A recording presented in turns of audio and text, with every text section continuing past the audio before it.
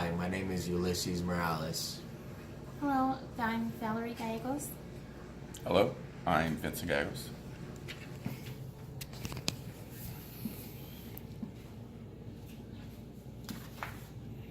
Hello, I'm Melissa Cordova.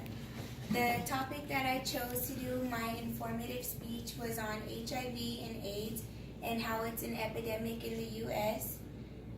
The topic I chose was this because I am pregnant and they had to do a lot of different testing on me and the baby to make sure that I was healthy enough to have it like vaginally. If not, I would have to have like a C-section. The first three things that I'm going to talk about is the history of HIV, second, what it is, and third, the education. Let's begin with the history of AIDS. HIV was known as GRID. GRID stands for Gay-Related Immune Deficiency.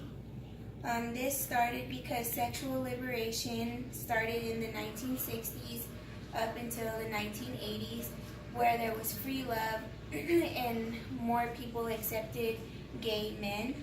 So a lot of the people who were coming into the clinic were gay men, and they were coming in and they were diagnosing them with lung infections and pneumonia because they didn't have a classification of HIV yet because it was still really new.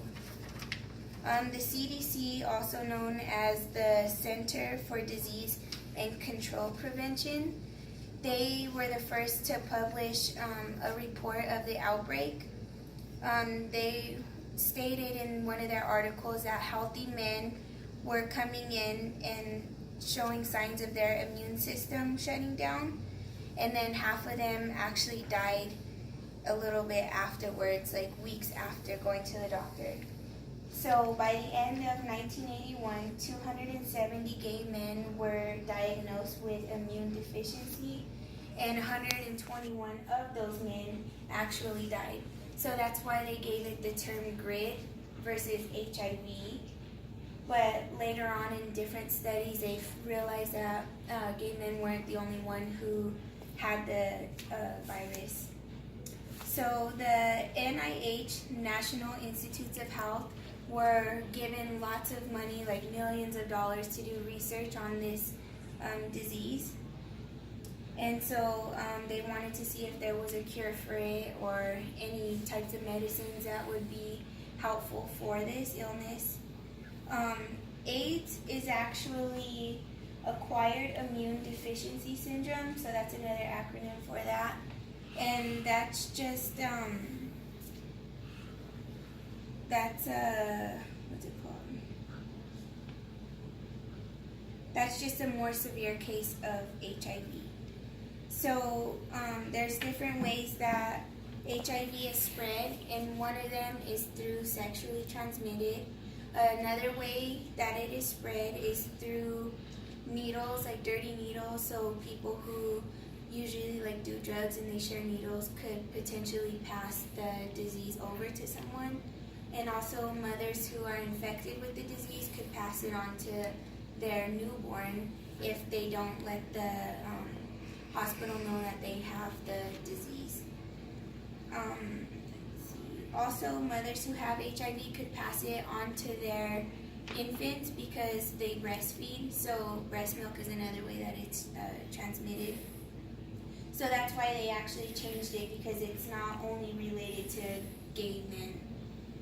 HIV is really dangerous because it attacks the immune system in the body. It actually fights the T cells. So without those, the body is not able to fight infection, and it could be overruled, which is really harmful or fatal without those cells to help fight infection. And like I said earlier, there is no cure for HIV. There's only a medicine that helps prevent it from like spreading, and it also helps to like live a longer, more fulfilled life. So we have talked about HIV and AIDS and the effect it has on the body. Now let's consider education that could be used to prevent spreading or catching the virus. So education is really important because it's talked about in schools, which a lot of young people go to school and they take like a sex ed class. So that is what could help the students like be informed about the disease. Education gives us knowledge, so it's really important to learn about this and know what it is to help prevent it. Clinics are also another way to gain education. First, by giving out like brochures, and also to do testing to make sure that people are not infected. So it's really good to get tested to make sure that you don't carry the disease, because even if you're in school and you do sports, like you get cut and you have the disease, you could pass it on to somebody else if they have like an open wound or something. So education will always be the best preventative care, because if we know what it is, where to go, and how to prevent it, then the likelihood of becoming infected is low.